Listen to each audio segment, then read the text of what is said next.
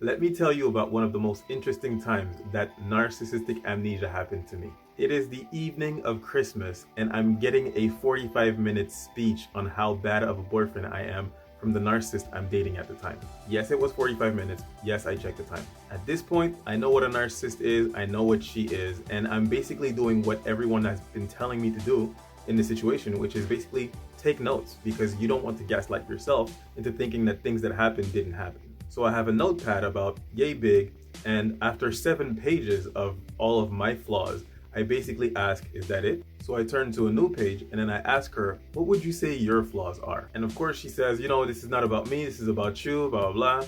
And I let her know, hey, I listened to you, I didn't interrupt you, I wrote everything down.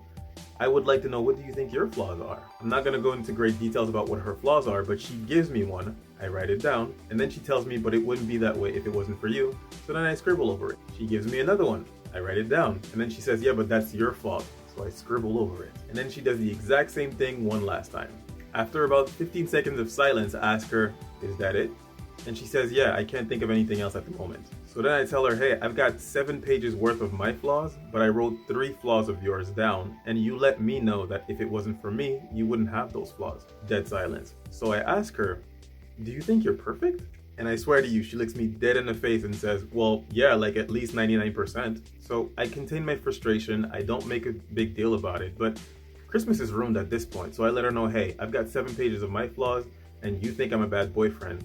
But I think I'm a great boyfriend to you. You just don't appreciate me. So I think we should break up. And then she says, oh, you're such a coward. You just want to give up. You don't want to, better yourself or anything like that.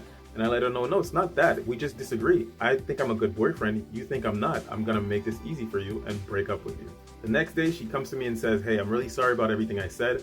I do mean everything I said, but I think it's rough that I said all of it at the same time, and it must have been hard on your self-esteem. So I let her know, hey, what you think of me has no effect on my self-esteem. And she says, well, I'm sorry anyways, and walks off. Yeah, you look sorry. About 5 weeks later, I haven't found an apartment yet, but we're sleeping in separate beds at this point, and she walks up to me and says, I'd like to break up with you. So I'm like, what? I broke up with you 5 weeks ago. And she looks me dead in the face and says, I don't remember that. This is the war against narcissism, guys. Salute.